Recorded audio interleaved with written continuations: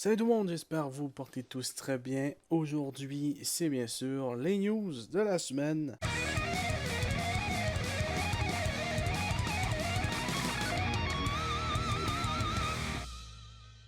Et on commence tout de suite avec McFarlane Toys qui nous montre un petit preview de la figurine de Brainiac du jeu Injustice 2.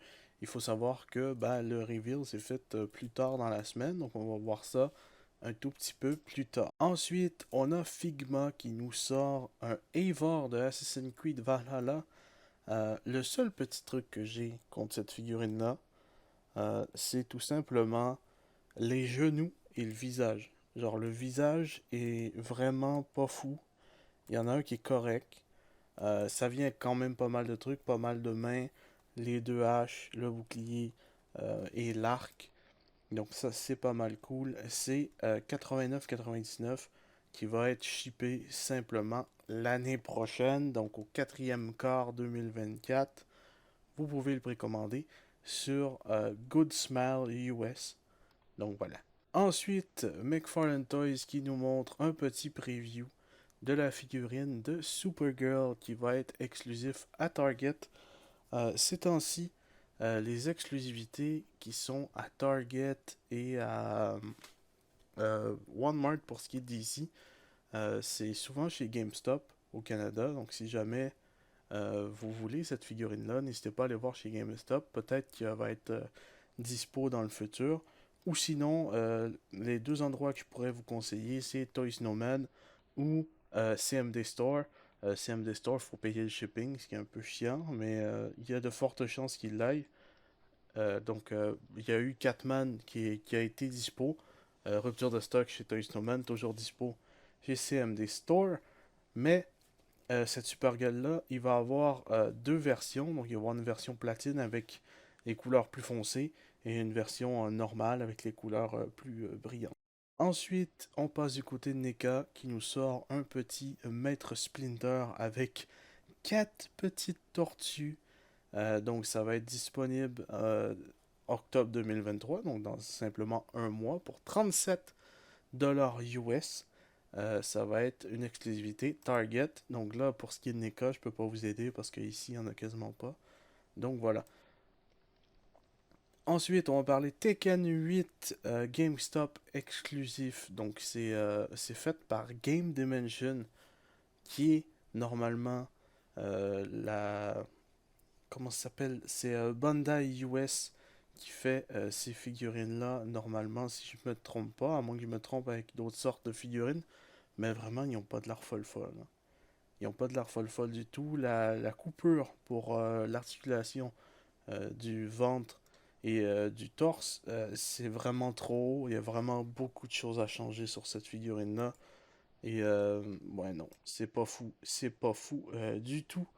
Et ça va sortir en janvier 2024 pour 26,99. Donc si vous êtes intéressé, n'hésitez pas à aller voir Game Dimension. Ensuite, on repasse sur DC Multiverse Injustice 2. Cette fois-ci, on a Superman et Brainiac. Donc, on a les images complètes. Donc, c'est plutôt cool. Je collectionne pas les figurines d'Injustice 2. Il y en a pas mal maintenant qui sont sortis. Je pense qu'il y a Doctor Fate. Il y a Batman, Supergirl qui sont sortis. Il y a Green Arrow d'Injustice 2 aussi. Je pense que c'est pas mal tout pour le moment, si je me souviens bien. Donc, ils sont déjà quand même avancés dans le roster. Le seul truc, c'est que j'ai l'impression qu'ils sortent plus de figurines de Injustice que la série Arkham. Donc je me demande si Injustice n'aurait pas pris la place de Arkham parce que, ok, Arkham, il y en a plus qui sont sortis, oui, mais là, ils sont vraiment partis pour Injustice 2. Donc ces figurines-là vont être 22,99 et vont être shippées normalement novembre 2023. Elle va être disponible un peu partout. Ensuite, on a encore DC Multiverse qui nous sort un two-pack Omega versus Batman. Donc ces temps-ci, je sais pas si c'est juste moi, mais il me semble qu'il y a énormément de reuse. Donc Omega qui est un reuse mais qui a une tête différente. Et Batman qui est juste Batman avec du sang sur le bord de la bouche et un peu de sang sur son suit. Un truc que je comprends pas. Euh, avec la lignée DC Multiverse, on n'a pas le droit d'avoir d'armes, mais cependant, tu peux sortir des Batman avec la gueule en sang. J'ai aucune idée comment ça marche leur truc. Enfin bref, ça sort en octobre pour 49,99 si ça vous intéresse. Ensuite, nouvelle Marvel Legends de la semaine. On a eu deux trucs différents. Donc on a des retours. Le retour tout simplement de la série Infinity Saga qui est des figurines du MCU. Donc on a Bruce Banner qui avait déjà été annoncé, je crois que c'était au Comic Con de San Diego. On a Thor, on a Spider-Man, Iron Man, War Machine, Captain America, Black Widow et un autre Iron Man, un suit différent. Donc si vous collectionnez le MCU et puis vous avez tout simplement manqué ces costumes-là ou vous voulez faire un update, ça va être votre chance. Si vous collectionnez pas le MCU, c'est un peu dommage parce qu'on aurait pu avoir autre chose à la place, mais bon.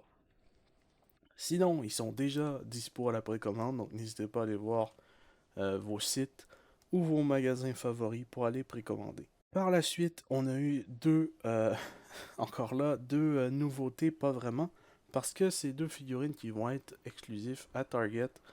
Donc c'est tout simplement Moon Knight et Spider-Man version rétro avec le truc en carton en arrière. Donc Moon Knight c'est la version toute blanche que j'ai l'impression qui était déjà dispo un peu partout.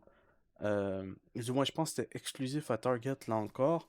Et Spider-Man, cette version-là est déjà sortie. Cependant, il n'y avait pas l'araignée bleue en arrière. Et surtout, elle coûtait 42 balles l'araignée. Et même là, ils ont encore monté le prix. J'ai aucune idée pourquoi.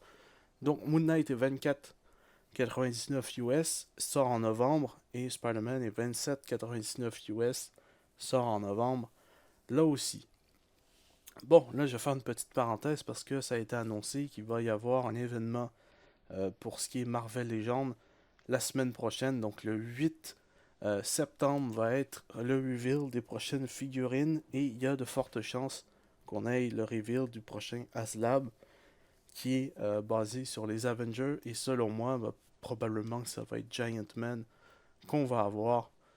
Mais bon, on verra ça le 8 septembre. Bon, c'est pas mal tout pour les news figurines. Cependant, j'ai encore des news, vous avez probablement vu sur la chaîne YouTube. La chaîne a changé de nom. Tout simplement, je passe à Québec Diorama à Québec Toys parce que à la base, quand j'ai créé cette chaîne-ci, je comptais faire des vidéos de diorama et j'ai fait pas mal de trucs de review et les news que j'ai faites un petit peu plus tard. Donc je me suis dit, ça marche plus trop dans le truc. Donc je vais changer avant qu'il soit trop tard. Donc j'ai décidé de le faire maintenant. Je suis toujours super marque de la chaîne Québec Toys. Avant j'étais super marque de la chaîne Québec Diorama. Donc voilà.